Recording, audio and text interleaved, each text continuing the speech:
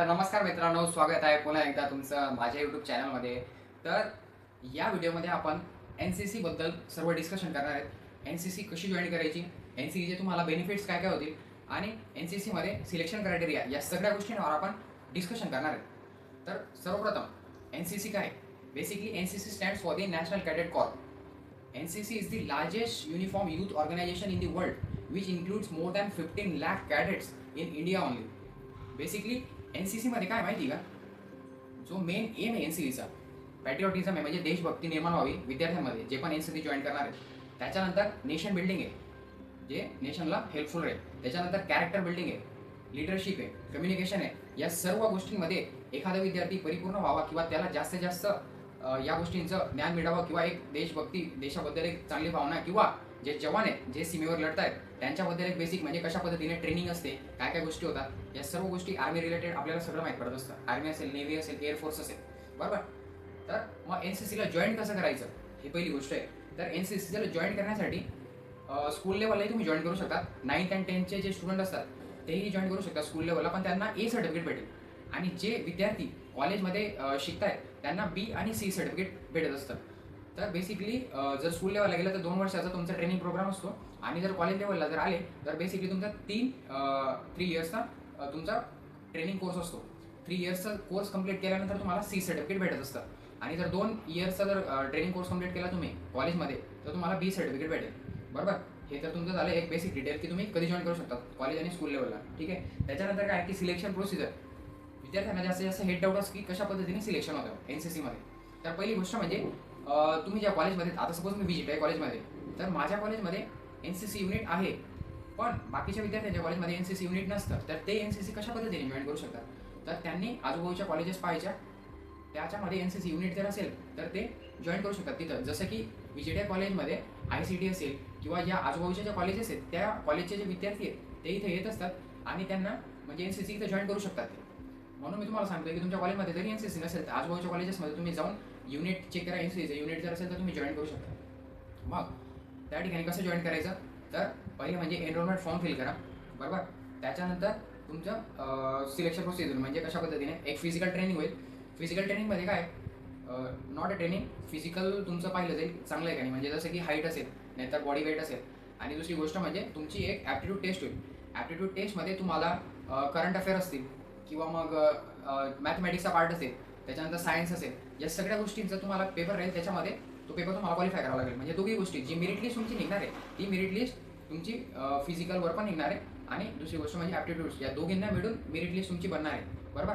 त्याच्यानंतर अजून जर पाहिलं तर एन सी सीमध्ये जॉईन झाल्यानंतर तुम्हाला खूप सारे रँक्स असतात. म्हणजे पहिली जी रँक तुम्हाला भेटते एन सी सीमध्ये ती कॅडेट असते. त्याच्यानंतर मग लान्स कॉर्पोरल असेल, कॉर्पोरल असेल, सार्जंट असेल. त्याच्यानंतर मग सेकंड जी हायस्ट रँक आहे ती ज्युनियर अंडर ऑफिसर आहे. फर्स्ट हायस्ट रँक जर पाहिली तर सिनियर अंडर ऑफिसर आहे.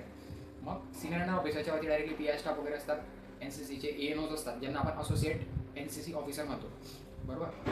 या गोष्टी झाल्या, ह्या बेसिक गोष्टी माहिती राहत्या. आणि मी तरी म्हणेल ना, जे पण पोरांची फिटनेस चांगली आहे त्यांनी 100% एन सी सी जॉईन केलंच पाहिजे. कारण की एन सी सी हा 3 इयर्सचा course at the time of graduation तुम्ही करताय, तर हे एक्स्ट्रा करिक्युलर ॲक्टिव्हिटी आहे. म्हणून आपण आता एन सी सीचे बेनिफिट्स हे समजून घेणार आहे. बेनिफिट्स काय काय, एकदम सिंपल आहे. पहिली गोष्ट म्हणजे तर तुमची लिडरशिप क्वालिटी इम्प्रूव्ह होईल. त्याच्यानंतर तुमची पर्सनॅलिटी 100% इम्प्रूव्ह होणार आहे. पब्लिक स्पीकिंग असेल चांगली होईल 100%. त्याच्यानंतर तुमचं टीम वर्क असेल. त्याच्यानंतर अजून खूप साऱ्या गोष्टी, फिटनेस 100% तुमची इम्प्रूव्ह होईल, याची मी तुम्हाला गॅरंटी देतो डायरेक्ट, ठीक आहे. त्याच्यानंतर तुमचे डिफरंट कॅम्प्स असतात एन सी सीमध्ये. Basically C A T C camp हा एक नॉर्मल कॅम्प आहे जो की कंपल्सरी असतो बी सर्टिफिकेट आणि सी सर्टिफिकेटसाठी. त्याच्यानंतर अजून हायर लेवलचे कोणते कॅम्प असतात, एक भारत श्रेष्ठ भारत कॅम्प असेल. त्याच्यानंतर मग खूप सारे जसं की थलसेना कॅम्प असतो टी एस सी. त्याच्यानंतर मग खूप सारे कल्चरल पण कॅम्प्स असतात. त्याच्यानंतर ट्रेकिंग कॅम्प असतो, trekking camp Shivaji track Kolhapur हा कॅम्प असतो. तर प्रत्येक युनिटमध्ये ही लिस्ट लावलेली असते, म्हणजे एका वर्षात किती कॅम्प होणार, जवळपास 14-15 कॅम्प्स असतात. त्या कॅम्पमध्ये कोणत्याही कॅम्पमध्ये तुम्ही जाऊ शकता ज्या कॅम्पमध्ये तुम्ही इच्छुक आहेत किंवा तुम्हाला ती जी 10 दिवस मग तुम्हाला सूट करत असेल, म्हणजे ज्याच्यामध्ये तुमचं अकॅडमिक पण बुडणार नाही, तर या कॅम्पमध्ये तुम्ही जाऊ शकता. मग कॅम्पमध्ये अजून जर हायर लेवलचे कॅम्प पाहिले तर त्याच्यामध्ये तुमचा एकदम सर्वात हायर लेवलचा जो कॅम्प आहे तो युथ एक्सचेंज प्रोग्राम आहे, ज्याला आपण वाय पी म्हणतो. वाय पीमध्ये आमच्या इथं एक कॅडेट होता जो की व्हिएतनामला गेलेला होता. बाहेरच्या देशात जसे की नेबरिंग कंट्रीज आहेत, म्हणजे कोणत्या, नेपाळ असेल, भूतान असेल किंवा मग व्हिएतनाम असेल, या असे देश ज्यांच्याशी आपले परस्पर संबंध चांगले आहेत त्या देशांमध्ये NCC कॅडेट तिकडे जातात, आपलं जे कल्चर आहे ते पण त्यांना दाखवतात आणि ते विद्यार्थी पण त्यांचं कल्चर दाखवतात. याच्यामध्ये कल्चरल एक्सचेंज पण होतो आणि शिकायलाही भेटतं आणि तुम्ही डायरेक्टली इंडियाला रिप्रेझेंट करताय युथ एक्सचेंज प्रोग्राममध्ये. त्याच्यानंतर जर पाहिलं तर RDC आहे, रिपब्लिकन डे कॅम्प आहे, जो की दिल्लीला होत असतो, ज्याच्यामध्ये पण खूप कमी विद्यार्थ्यांचं सिलेक्शन होत असतं. ठीक आहे, त्याच्यानंतर असे खूप सारे कॅम्प आहेत ज्याच्याबद्दल मी ऑलरेडी तुम्हाला माहिती दिलेली आहे आणि तुम्ही इंटरनेटला जाऊन सर्च करू शकता. या सगळ्या कॅम्पची तुम्हाला माहिती भेटून जाईल. त्याच्यानंतर मग अकॅडमिक क्रेडिटमध्ये सुद्धा तुम्हाला फायदा होतो. मी ओल्ड एज्युकेशन पॉलिसीमध्ये तो माझं झालेलं आहे, मला कोणत्याही क्रेडिटचा फायदा झालेला नाही आहे. बट जे नवीन विद्यार्थी आहेत न्यू एज्युकेशन पॉलिसीमध्ये येतात त्या विद्यार्थ्यांना याचा 100% फायदा होईल. म्हणजे काय की थोडेसे क्रेडिट्स एक्स्ट्रा करिक्युलर ॲक्टिव्हिटीज असतात. मग NCC जर तुम्ही जॉईन केली तर तुम्हाला क्रेडिट भेटतील त्याचे. त्याच्यानंतर मग गव्हर्नमेंट जॉबचा प्रेफरन्स असेल, गव्हर्नमेंट जॉब म्हणजे जसं की पोलीस भरतीसाठी तुम्ही जात असाल त्याच्यामध्ये तुम्हाला बोनस मार्क भेटतील. त्याच्यानंतर CAPF असेल त्याच्यामध्ये सुद्धा तुम्हाला बोनस मार्क भेटतील.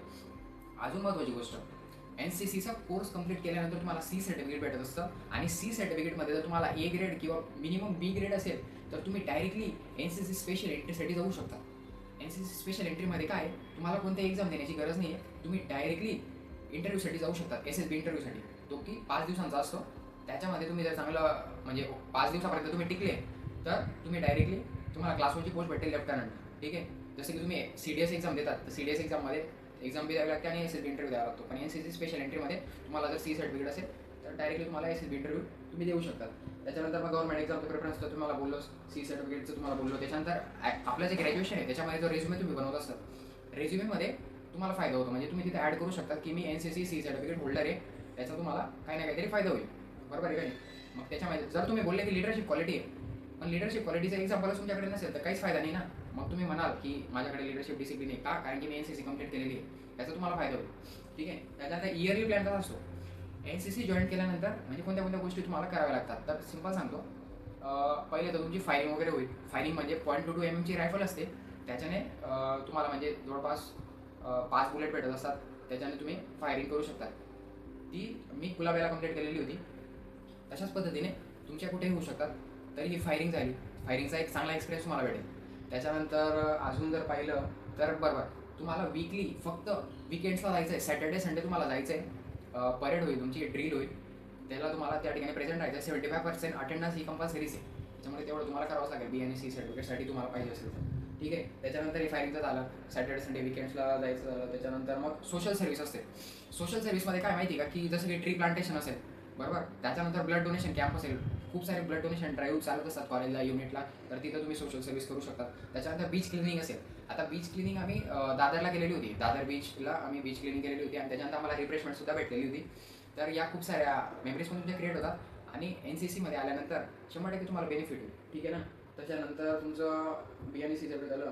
त्याच्यानंतर पहिली गोष्ट म्हणजे खूप साऱ्या विद्यार्थ्यांना याच्याबद्दल डाऊट असतो की NCC जॉईन केल्यानंतर पैसे वगैरे लागतात का, तर मी सांगतो की नो नीड टू पे मनी. काहीच ₹1 द्यायची गरज नाही तुम्हाला.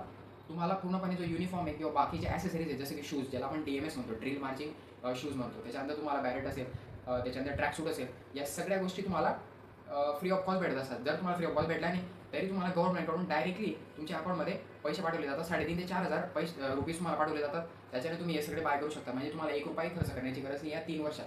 म्हणजे फ्रीमध्ये पण तुम्हाला भेटत आहे, तुम्हाला एक्स्ट्रा स्किल्स पण शिकायला भेटत आहेत आणि बेनिफिट्स मी तुम्हाला सांगितले आहेत, कॅम्प्स असतील वगैरे सगळ्या गोष्टी. तर याच्याबद्दल एवढंच मला सांगायचं होतं. तर काही ना काहीतरी या व्हिडिओमधून तुम्हाला बेनिफिट झालेला असेल विद्यार्थी मित्रांनो. तर असेच आपल्या व्हिडिओला शेअर करा, लाईक करा, सबस्क्राईब करा. So thank you for watching this video guys.